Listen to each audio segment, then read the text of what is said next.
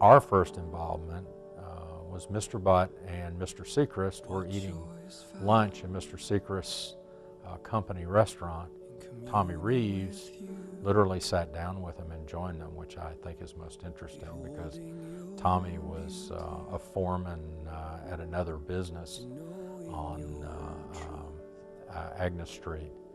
And he sat down with these two extraordinarily wealthy, powerful men, and they talked about camp. Tommy then asked if he could take the Boy Scouts up to see the ranch, and Mr. Butt was, we haven't even bought it yet, but it didn't matter to Tommy. He went ahead and in that next February of 1953 took the Boy Scouts from our local Troop 3 up to see the place and to spend a weekend on the place. And the weather was in the low 30s at night, and they were literally staying out under the scars in tents. When he got home, he was telling his wife so many stories that Frances made him take her back to see the place that afternoon. So he turned around and drove back just to show his wife. There weren't any roads. There was one house on the place, and that was down at Echo Valley where the original ranch house was. That next summer, in June of '53, Frances took 35 adults and kids for our first real camp, but it wasn't a Christian adventure camp. And they went to the Echo Valley facility. A couple of weeks later, Mr. Butt closed on the purchase of the land and put it in the HEB Foundation, and then started the development of the property with roads. And the first constructed facility was the Singing Hills campsite for 125 people, right by where Mr. Butt had jumped in the water the day he was looking at the property. Mrs. Butt asked Frances if she wanted to go to a seminar convention about how to throw events for youth. It was held in Minnesota in the spring or winter of 1954.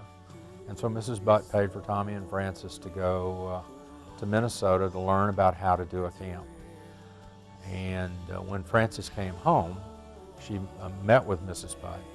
And out of the meeting, that convention, and the ideas that Frances and Tommy had in their heads, the basic format of CAC was created and remains unchanged through today.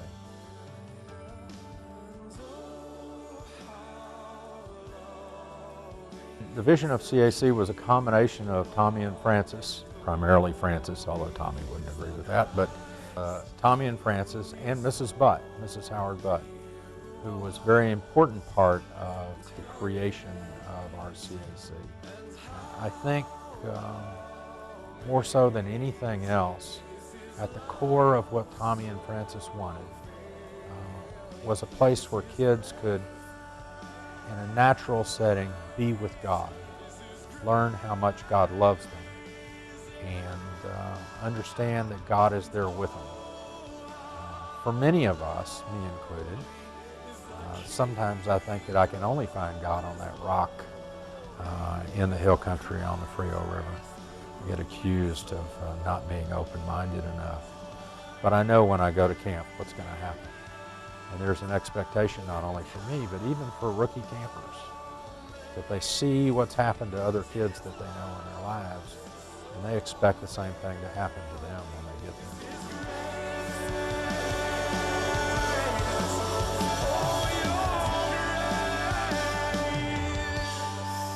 I've come to worship, I've come to fall.